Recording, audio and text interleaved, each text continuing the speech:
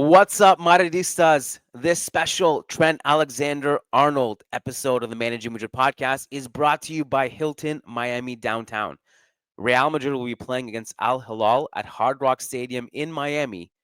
And if you're planning on making the trip to see that game, make sure to book your stay at Hilton Miami Downtown. This upscale hotel is centrally located in downtown Miami along the Biscayne Bay and is connected to the Metro Mover. Features a rooftop pool, as you can see on the screen, well-equipped gym, and spacious rooms. The elegant rooms at Hilton Miami Downtown feature floor-to-ceiling windows, and some rooms feature panoramic views of Biscayne Bay. Make sure to book your stay at Hilton Miami Downtown when you go see Real Madrid play at Hard Rock Stadium this summer. Also, coming up is a special two-parter episode of the Managing Madrid podcast focused on Trent Alexander-Arnold. We are going to discuss his tactical fit. We're going to talk about the importance of the surrounding pieces in the scheme, the players, what he's good at, what he's not good at. Some of it will not be surprising to you. Some of it maybe you'll find interesting. And part two is a conversation with the Anfield Wrap, which, of course, is the biggest Liverpool podcast out there. We hope you enjoy the show. This is all things Trent Alexander-Arnold. So let's get to it. Nice article in the Managing Madrid blog. The wonderful lads that do a great job there. And worth reading about that man there. Karim Benzema needs to rest. The numbers reveal why. Times ended up almost looking like a 6-3-1. Some very good writing about that on the Managing Madrid website. First-rate podcast as well. Of course, Fede Valverde was a huge part of the equation.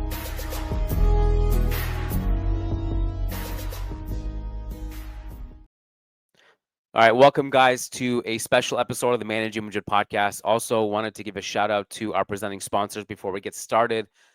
Moji Mates. Today, as you can see on the screen, we are rocking Gareth Bale, and we got several iterations of him. So you can head on over to moji-mates.com. That's moji-mates.com and use code MM15 for 15% off upon checkout. Get your favorite player on a shirt. And as always, presenting sponsor, TAFC Academy. You can see also behind me, TAC Sports, their logo. Go to tacsports.ca to sign up your kids for hands down the best academies in Toronto. So if you're in Toronto and you have kids especially, go to tacsports.ca. They got a bunch of summer camps coming up. You want to make sure you get in before spots fill up. Summer's just around the corner. Soccer camps, basketball camps, swimming camps. Head on over to tacsports.ca. All right, so we're going to start a new series here over at Managing Madrid, and we're going to dive into a lot more tactical analysis than we have in the past. As you guys know, Managing Madrid is founded on the idea of kind of elevated journalism, higher dialogue, and discussing more tactical subjects, and we built our entire identity off of this. And I think like we've done a little bit less of this because we've been so busy in the past year or two, just focusing on all the match coverage. And there's been so much talk about match previews and match recaps. It's nice to kind of get down to and talk about my favorite subject, which is tactics and tactical fit and how things kind of might just tick in different circumstances and different game states with different players, with potential signings under different coaches, looking at the opponent and all that stuff. So this is my favorite thing to do. And now that we're heading into the offseason, we're going to have more time. So we got something lined up today for you guys, as you're about to see with Trent Alexander-Arnold. We're going to do one for Dean Housen. Still working on that pronunciation, but according to my very, very good Dutch friend, Diego Lorin, it's Dean Housen. It's a work in progress. And we'll also be focusing a lot on Xabi Alonso in the next little bit. So we're starting a new series of videos. And if Real Madrid sign a left back, whether it's Carreras or someone else, we'll also do the same thing for him. And we're going to dive into more of this tactical discussion. And we're going to bring in a lot of guests. So we got a special guest coming up in part 2. And we got a few special guests that I don't want to spoil lined up as well in the next month or so. So the first thing is first, with Trent, I kind of broken it down in several different things that I think are most interesting to talk about with his arrival. So, with regards to the first thing I want to discuss is his defense and the cost-benefit analysis. I think it's important to keep in mind a couple things here. So, with Trent Alexander-Arnold, the debate with him is always about his offense versus his defense. Is he too much of a liability defensively that it does not justify bringing him in? Yes, his offense is great, but do Real Madrid's defensive concerns get amplified? And Real Madrid's defense has already been so poor in the last year, especially, even 2 years ago when we won the Champions League and the league. How many times was Thibaut Courtois Real Madrid's best player? So this is a concern that you might have. I think that every single player in world football has a cost-benefit analysis, and you have to factor that in. So, for example, Marcelo, probably the greatest offensive left back of all time, was not the greatest of defenders. But it didn't matter so much that he wasn't an elite defender because he was so otherworldly devastating on the offensive end. You take that trade-off any day of the week, right? And you go down the list, every single player has this cost-benefit analysis, and I'm not pulling random examples out of my head. Casemiro, the greatest ball winner of his generation, was not very press-resistant, but he had other strengths. He was a terrific long-range passer, not a great short-range passer or a great dribbler, but his ball winning and his long-range passing and even his shooting was so good that you take that trade-off, especially when you pair him with, geniuses and unicorns like Luka Modric and Toni Kroos. You can go down the list. I'm not going to bring you 100 players because I think that would bore you to death, but you get the idea, right? So when we look at Trent, we look at his generational ability on the offensive end, and you look at his defensive issues, and you take the trade-off. And I think a similar parallel to this is in some ways Kylian Mbappe. Kylian Mbappe's cost-benefit analysis is what? He is a great passer in transition. He's a great dribbler. He is an elite scorer. And his weaknesses are that he doesn't defend and he has a zero aerial game. So when you're so generationally good at one thing, you have to bring that player in, but with the caveat that you need to bring in the right surrounding pieces to mitigate the damage, okay?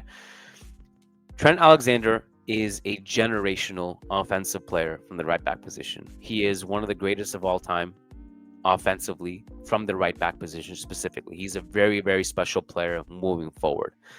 And if he has defensive concerns, it's not, and by the way, it's not just that he is an offensive player who is out of position and that's why he's not good defensively, because even if he is in position, he is sometimes aloof. He gets lost. He is positionally kind of prone to falling asleep certain times, even if he is back to defend. So in that situation, you need the surrounding pieces and the scheme to be appropriate to mask it, right? And so that's important. And that's why we bring in surrounding pieces and scheme. His progression at Liverpool over the years, there are two main eras. Obviously, the first one being Jurgen Klopp and the second one being Arne Slot. Similar but different managers in different ways. So Jurgen Klopp was about gegenpressing. Defend high up the pitch, win the ball as soon as you lose it. You always have to be in position individually, but also more importantly, as a collective team. The central nervous system of the team needs to be so aligned that if one player deviates from the scheme, the whole system falls apart. The whole central nervous system shuts down. And this is something that he implemented at an elite level at Liverpool.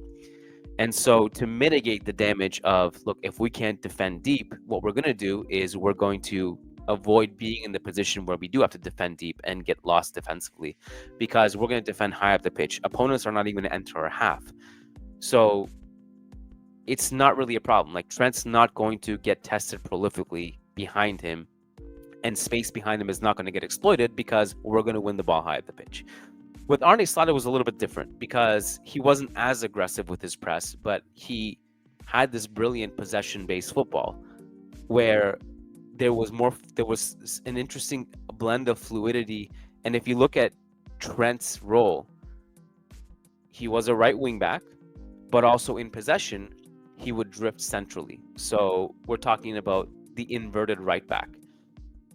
What happens in the build-up phase is that if you're a right back and you're inverted, you can drift centrally, almost like a central midfielder, and help the ball progression from that position.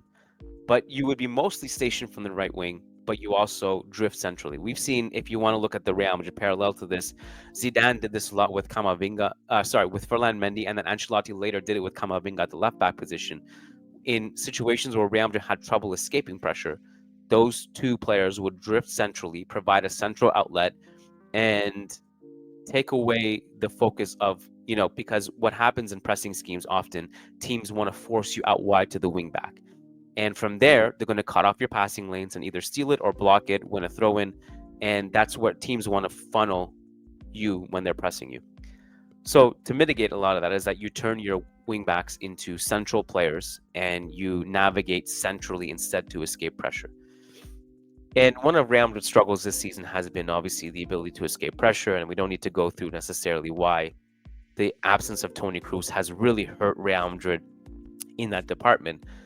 But when you look at what Trent brings in that situation in terms of ball progression, it's sorely needed. And we'll get to that in a sec. Just table that thought for a sec. Trent and Toni Kroos, okay?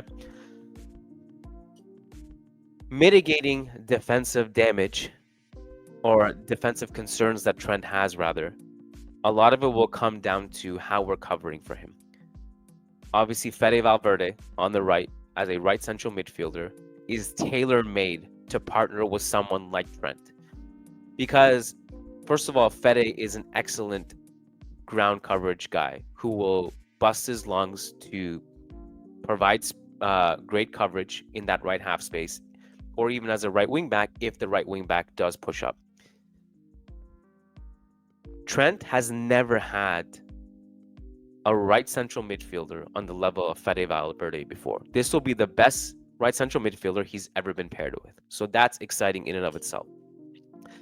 The other benefit is that Fede Valverde in this past year has played at right back so many times because of the Carvajal injury. Now, mind you, maybe not as much as we would have liked because Lucas Vazquez played a lot of those games, but Fede Valverde played at an elite level at that right back position. So now that he has 1 year of that under his belt, now he also has an understanding of how to cover more naturally without a forced, this forced tactical thing where like he has to play there. He naturally understands that position. So there should be, theoretically and on paper, a natural symbiosis between Trent and Fede, in that if one of them pushes, the other one can stay back and cover. If Trent bombs down the wing, Fede will be in position to cover as the right back in the situation, and they can be interchangeable, which I think will be really interesting to see in the flesh. And of course, really depends on how Xabi Alonso plays. But let's say if you get Arda or Rodrigo on that right wing, well, that's a very exciting, trio to have, whether it's Trent and Fede plus Arda or Trent and Fede plus Rodrigo, or maybe we won't have the traditional right winger. And there's a whole conversation to be had. Will Xabi play with 3 at the back? Will he play with 4 at the back? And reports in Spain are saying that maybe Xabi Alonso will play 3 at the back. I'm still skeptical. But regardless of what does happen, if he comes in and plays 3 at the back or not, if he did play 3 at the back, it actually is tailor-made to take advantage of Trent's strengths, because now all of a sudden you have 3 center backs, you have midfielders covering for him, and you basically deploy Trent as a right wing back who can play in an advanced role. And him being in a high line is totally masked by a lot of coverage behind him. You can look at Frimpong's role with Bayer Leverkusen, it would be very similar to that. Again, that's if Xabi Alonso does come and implement 3 at the back and not come to a different conclusion when it comes to Real Madrid and play a different formation and a different scheme. But either way, to take advantage of such a generationally great offensive player, you need the proper surrounding pieces and scheme. And if you have these players in your team, you need to make sure pieces around them are built accordingly. Which brings us to the Trent Alexander scouting report, and this will be the final thing we'll touch on before we move to part 2 with Josh from the Anfield Wrap. Trent Alexander's ball progression. And if you're following along on YouTube, I'm going to share my screen here and you can kind of see what Trent is good at. And again, a lot of this will not be a surprise to you, but just in case, he is really good moving forward. And this is the key one I wanted to highlight: progressive passes. Trent is in the 99th percentile when it comes to progressive passing. You can see his passing completion is quite low. He's at 74.1%. Now, part of that is because he plays passes at a high degree of difficulty. He is a high volume crosser, and he takes set pieces, and he puts a lot of high degree of difficulty passes. So he's not going to have, 99% passing rate. And passing accuracy in some ways is one of those stats that can be overblown, and a lot of context is needed. A genius like Kevin De Bruyne, for example, offensively, like, he attempts high degree of difficulty passes, and so his passing accuracy is going to be lower than like a center back who plays safer passes. That's just some context for you there to take into account with that. But his progressive passing is where that's key. So I remember one time somebody asked me on Instagram, in my Instagram Q&As, will Trent Alexander-Arnold replace Toni Kroos in midfield? And my answer to that was like, of course not. This idea of Trent playing in midfield really is a bad idea. If you look at the sample size of Trent's track record in midfield with England, it's not great. Or Liverpool, Arne Slot himself has said that Trent should not be playing in midfield. But where Trent replaces Toni Kroos is not in the positional sense of a central midfielder. Trent helps with ball progression, which can be assisted from the right back position indirectly, replacing what Kroos brought as a central midfielder.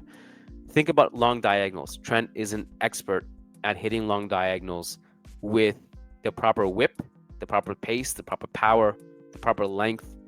And think of those diagonals that can come from Trent to Vinny to an Mbappe, who can take advantage of a high line. And how many times this season we've seen Real Madrid, their midfielders or their defenders, look up, and Vinny or Mbappe are making a line off the, making a run off the shoulder of the defensive line, but we can't hit them and we cough up possession. Trent has that ability, and Fede has that ability. So now that we have two players on the right who can ping those passes long distance, throw an Arda into the mix, and our ball progression really, really changes completely. And this is something that I also forgot to mention earlier when I was talking about different schemes around Trent. Xabi is going to be someone who's going to bring the line higher. He's going to press more than Real Madrid have. And for that reason, Trent is going to be higher up the pitch. But there's definitely going to be situations in the build-up phase. You're going to have him drop deeper. You're going to have him help escape pressure. And from there, he can ping those long diagonals. And of course, his overloads are something that Real Madrid haven't had all season, ever since Carvajal went down with a horrific injury. And of course, set pieces. So I'm going to scroll down here to another section on Trent's scouting report in Football Reference. Trent is consistently first in crosses into the penalty area in the Premier League. And a couple years ago, I guess more than a couple years ago, 2020-2021 season, he was first in passes into the penalty area. He is consistently top 10 in passes into the final third. And so he is going to pump balls into the box. And a few years ago, he was also first in key passes. So he is a high volume offensive creator. Led the league in crosses twice. So you can see that a big part of his profile is pumping passes into the box for the attackers. Obviously, we don't have a target, so it's unfortunate. So I'm really curious to see how Xabi Alonso navigates that. Will he play Jude Bellingham in an advanced role as a target, like have him crash the box often? But whether it's the crosses or the set pieces, it's nice to have that luxury where you can have Trent walk in and be the primary corner taker, the primary set piece taker, put in reliable passes into the box, be reliable with ball progression. Because how many times did we see Real Madrid's ball progression come to a complete halt when the ball touched Lucas Vazquez's feet this season. So, all in all, this is a very exciting signing. And the fact that Real Madrid got him for free is incredible. It's a great piece of business, and that's partly why, as you'll see in part 2, Liverpool fans are upset that they lost him for free, because they could have probably got 100 million from him in the market if they sold him at the peak of his powers. And Trent kind of ran that down, and now he's going to Real Madrid to play alongside Jude Bellingham in Xabi Alonso's new system, which I think is something really exciting for Real Madrid fans. I think there are other subjects we'll have to cross that bridge when we get there, such as what happens when Dani Carvajal comes back. A good problem to have, I suppose. How will Xabi Alonso play? Will he play with 3 at the back? Will he play with 4 at the back? Will Trent and Fede be interchangeable? How does that look? Will Trent play the inverted right back role? All I know is that if you need a tactical genius and a brilliant mind who come in and solve these problems, it's Xabi Alonso, and thankfully not me. So I'm very excited about that. Hope you guys enjoyed this segment. We are about to move into part 2 and welcome in Josh Sexton of the Anfield Wrap.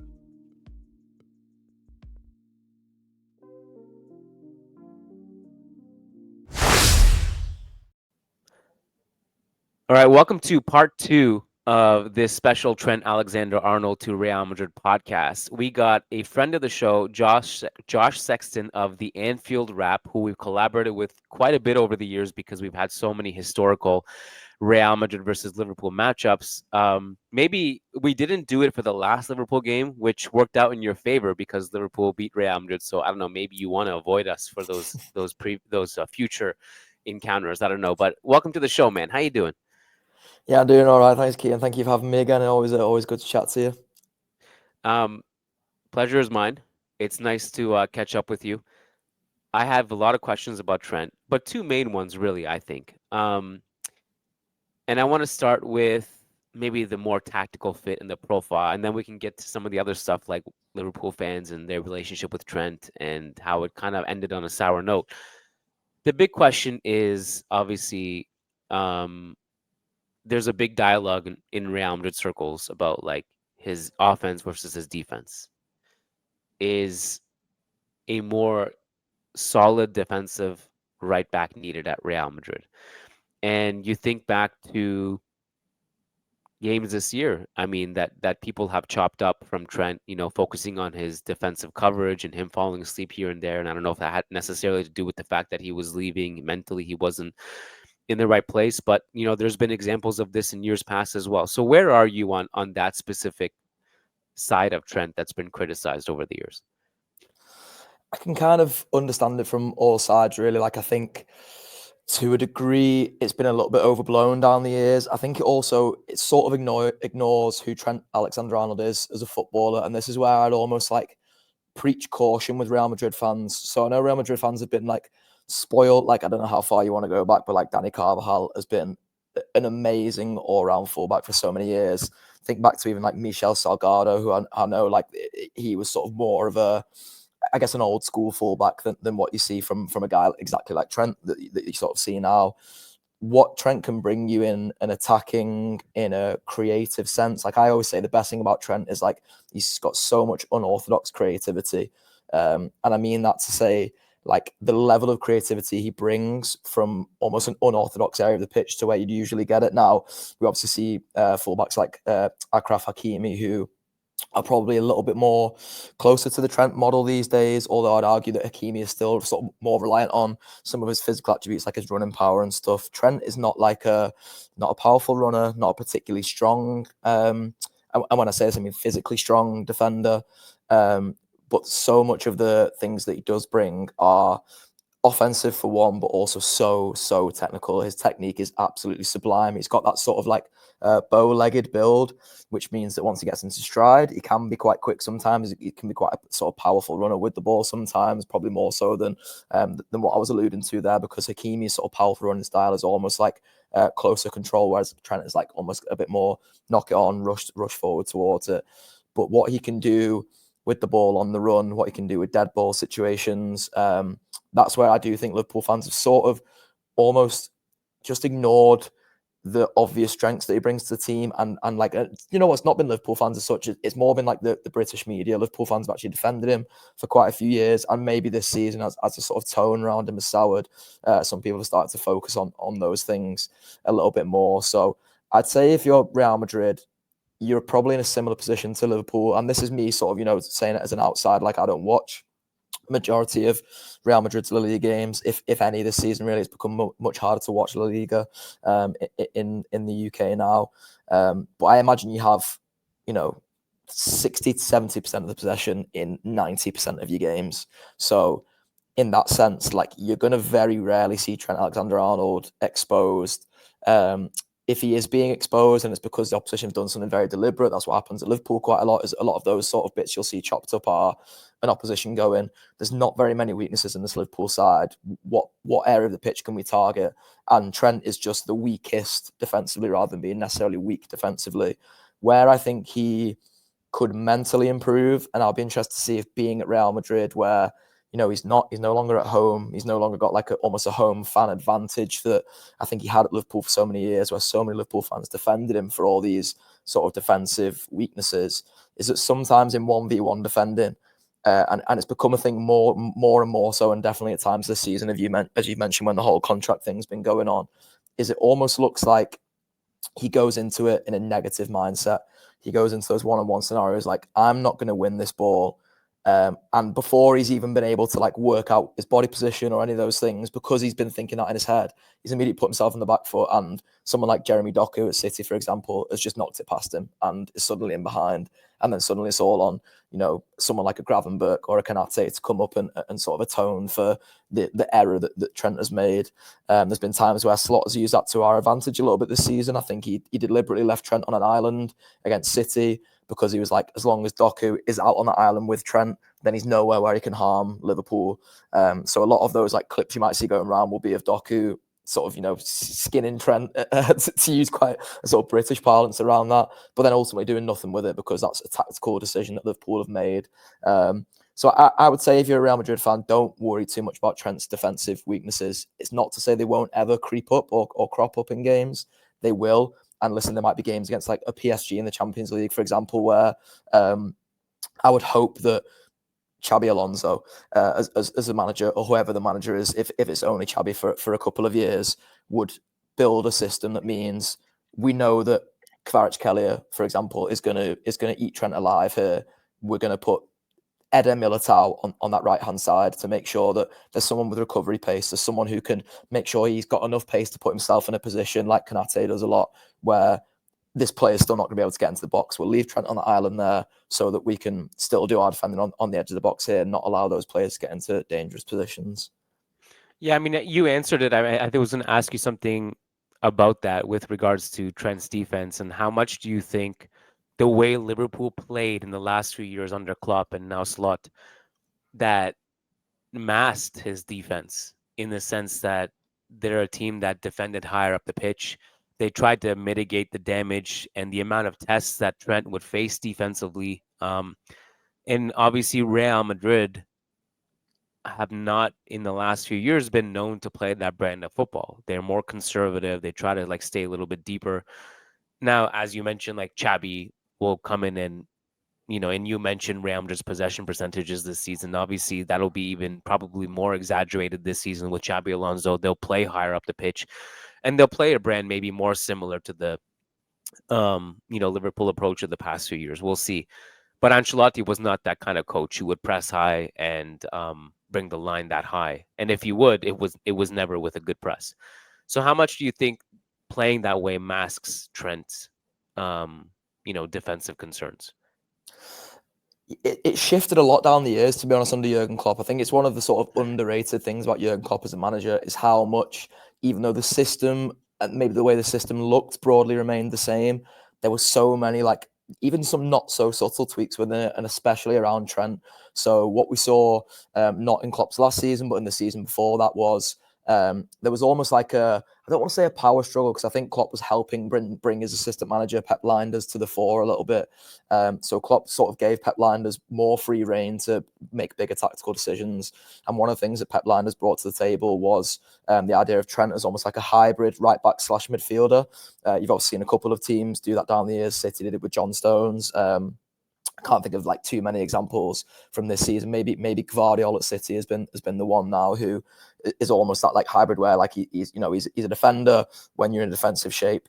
He moves into midfield when you're on the ball. So there was a lot of that we saw with Trent, and I think when that happened, a lot of his defensive weaknesses got even more exposed. But also what happened was, because Klopp was shifting his system and not necessarily shifting it like with like his ideas in mind, what Klopp's system had been previously really good at, as you've alluded to, Kiyan, is like finding a way that, because listen, there's not like, even though Liverpool were really good for so many years, they weren't a perfect football team. They weren't a team of 11 perfect footballers. Mo Salah was not, a high presser and someone who won the ball back up really high or ran back to win possession back in the way that, for example, Sadio Mane was. But then Sadio Mane wasn't as good a finisher as Mo Salah. So you sort of take your rough with your smooth there, and you find a way to atone for people's weaknesses. And I think, especially in the early stages of Trent in a Klopp system, Klopp was really, really good at using Jordan Henderson, for example, even maybe not so much Joel Matip, but sometimes using Joel Matip and Joel Matip's positioning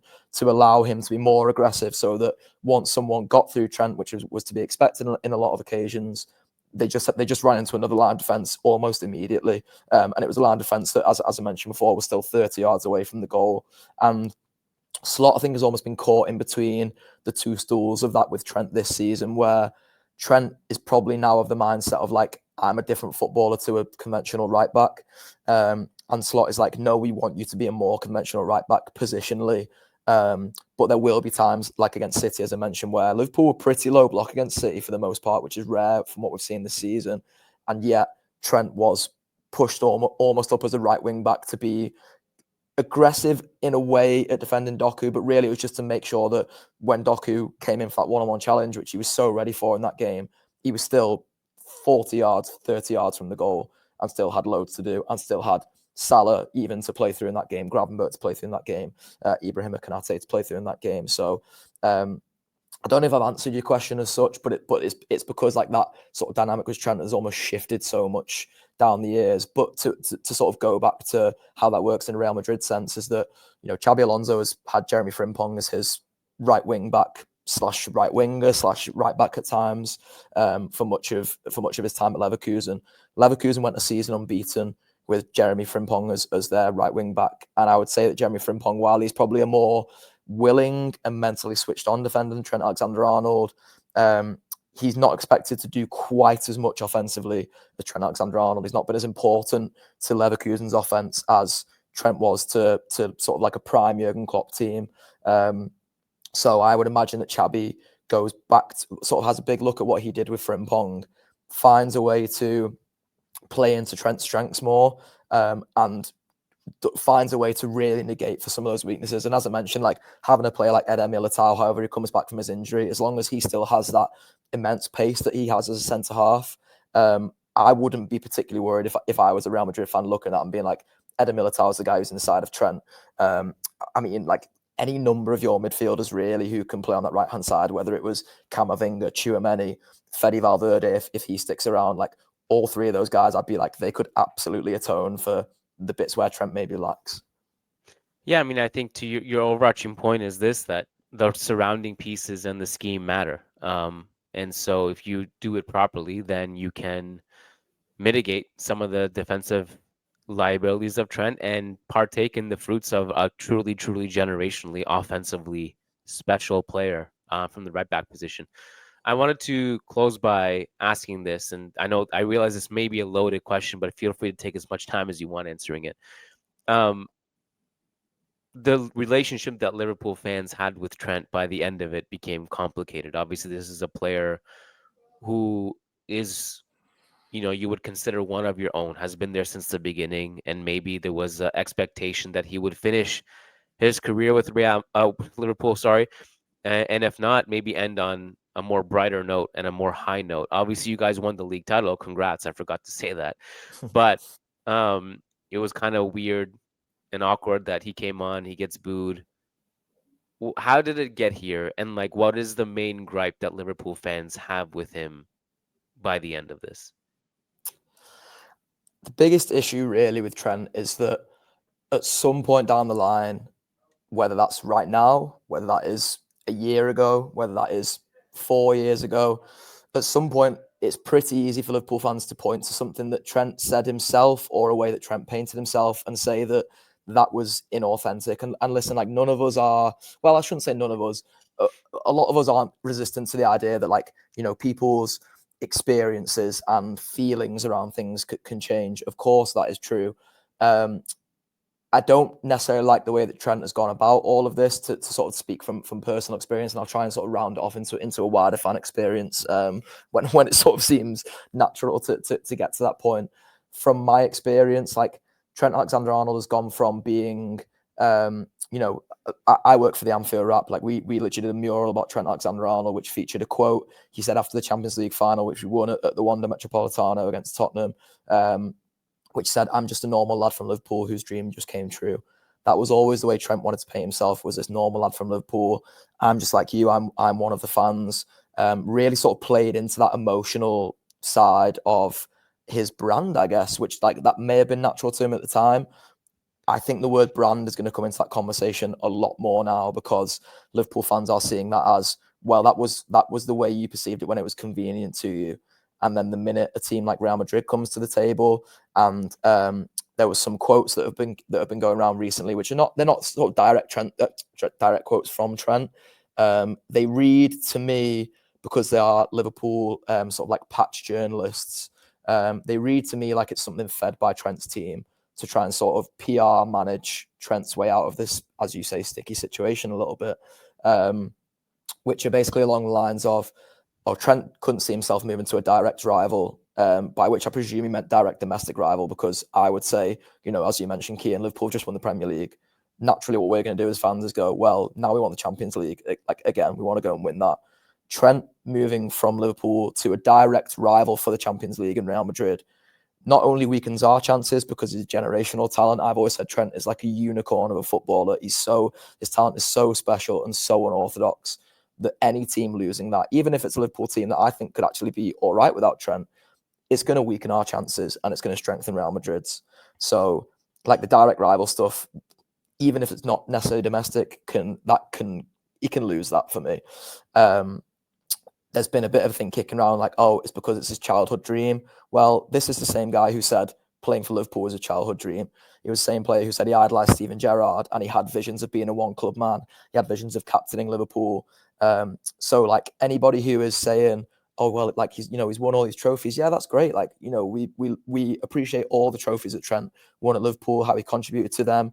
We loved living them with him when he was just that sort of fan in the way that he was painting it at the time. The trouble is when you compare yourself to Steven Gerrard, who, you know, you sort of rightly said, Kiyan, like Steven Gerrard wasn't a one club man. He went to LA Galaxy eventually. But Steven Gerrard turned down the advances of, I don't know if it was necessarily Real Madrid, but teams like Real Madrid. He directly turned down Chelsea when he was like basically on the verge of going there. I think like personal terms been agreed, and he just did a miraculous U-turn last minute because I think it almost dawned on him that like, no, what am I doing here? Like this is my home. Like I'm not gonna ditch that for just like for a wider legacy in football. Like all the legacy that matters to me is being at Liverpool. That's a player that Trent has compared himself to. It's a player that Trent said he idolizes and wants to sort of like almost mirror that career and end up being a one club man. And again, like feelings and experiences can change. But if you're someone who's going to tap in to the emotion of, especially the Liverpool fan base, which you know, Kiyan, from being in the stadium, like the Liverpool fan base is, I don't know if I can curse on this, but like it's a very, very emotive fan base is what I will say to try and emphasize my point, use a couple of varies. So to deliberately tap into that and use that as part of your identity. And again, like I will point out that could have been authentic at the time, but then don't expect people to treat this logically, to think of this logically. Like it's been so frustrating in the last few weeks how many like ex-players who've never played for Liverpool and journalists who don't support Liverpool have like come out of the woodwork and said, oh yeah, but he's won all this as a Liverpool fan. Like Real Madrid are, perennial Champions League winners. Obviously, Liverpool fans should wish him well. No, because that's the logical thing to do. That doesn't factor in emotion into any of it. So again, it comes back to that idea of like what Liverpool fans, and I definitely do, will now perceive as inauthenticity at some point along that journey for Trent. Whether it's now him saying that Real Madrid was a childhood dream because he's directly been asked that question in the past, and he said he preferred Barcelona. He said, playing for Liverpool was always a childhood dream. Earlier this season, literally a couple of months ago, he called Real Madrid alongside Man City a rival of Liverpool's, and now there's things coming out from, again, I presume fed from his team to manage his PR. Oh, it's because he doesn't see Real Madrid as a direct rival. That's complete contrast to something you said literally months ago. So I didn't boo him. I was sat alongside people in the stadium who did boo him. I got into a bit of a verbal altercation with someone who booed him when he was stood over the free kick, because I was like, listen, like, you've made your point. He could be about to score the winning goal for Liverpool here, and you booing him actively hinders the chance of that happening, because you're just basically putting him off in this moment where, we were 2-2 against Arsenal at this point. Like, we wanted to win because we want the bragging rights over Arsenal. So, like, I agree with the booing when I understand the booing when he came on. Again, I didn't take part in it. I thought it went a little bit too far in the end, but I will just never, ever like come out and criticize Liverpool fans, because I don't think we're the ones who are in the wrong or weak position here. I think the guy who at some point has probably been inauthentic has just completely shifted the whole identity that he built as a Liverpool player now for this move to Real Madrid, has run down his contract in order to get it, because, like what we see from the outside is that really the only way Real Madrid sign players at the stature of Trent Alexander-Arnold now, as in a Kylian Mbappe, for example, is for them to run down their contract and Real Madrid get them on a free, probably pay them a big signing-on fee. To put that into context, like Trent signed a 4-year deal a couple of seasons, 4 seasons ago, I guess it would be now. The same summer, Alisson Becker, who was older than Trent and not a lad from Liverpool, signed a 5-year contract. Diogo Jota, older than Trent, a lad from Liverpool, signed a 6-year contract. Why did Trent not sign the bigger contract? Like this for me has been like if not 4 years ago, has been a managed exit to go and play with his best friend Jude Bellingham at Real Madrid. And that's the bit that for me will never sit well again, and I think has tarnished his legacy. And I think for a lot of Liverpool fans has gone even further than tarnished his legacy. Like they've seen it as like a straight up like spit in the face of everything you've said you've subscribed to be here at Liverpool. So I hope that sort of answers that question on like both my personal side and the broader Liverpool fan side. Well, listen, it worked out well for us. So, I mean, I obviously I don't have a dog. As long as you guys are okay. Well, I don't have a dog in the fight because, that's something that that's a relationship between Liverpool fans and Trent Alexander-Arnold. And it's so hard for me to relate to that. But I did try to think about both sides in this case, because on one hand, I think, this is a player who honored his contract until the end and then left at the end of his contract, which is obviously something in his right. On the other hand, I was thinking of like, what would the equivalent of this be for Real Madrid? Like if Dani Carvajal, ran down his contract, didn't tell Real Madrid that, like, hey, I'm going to be leaving for free. Do you want to try to get a transfer fee for me? I don't want you guys to get nothing from this transfer. I love the club. I grew up here. And then just kind of left like a couple months after, calling Liverpool a big rival, and renewing small contracts here and there, just like to plan to play with his best friend in Liverpool or something. I get it. Like I can't tell anyone not to feel a certain way. Like it's a complicated situation. And I just hope that for Real Madrid's sake, we get the best version of Trent, and we get some really fun moments between him and Jude Bellingham. So that's what I'm hoping. Listen, I told you I only need 10 minutes of your time. We're at minute 22 and counting, and maybe I underestimated. But it's good to catch up with you, Josh. I appreciate your time in all this. Hopefully, we'll get some Real Liverpool matchups next season, because they'll be juicy, for sure, given this new news. And obviously, like, it's always good to collaborate with you guys. And everyone, if you haven't already, I'm sure you've heard of the Anfield Wrap. They are literally the flag bearer of how to do a club podcast, and they're big mentors of us. So you guys should make sure you check them out. the Anfield Wrap, award-winning podcast, Liverpool. It's all there. Go check them out. Josh, thank you for your time, man. I appreciate it. Thank you so much, Kiyan, especially for those kind words. That's really appreciated. Keep up the good work yourself, and I'm praying for some of those Trent matchups next season. Because if you thought he got booed when he was a Liverpool player, when he comes back in that Real Madrid shirt, it's going to be a different level, buddy. I'm sorry. It'll be spicy. It'll be spicy. I'll be joining. For sure. I'll be joining in then. All right. Thanks, Josh. Thank you.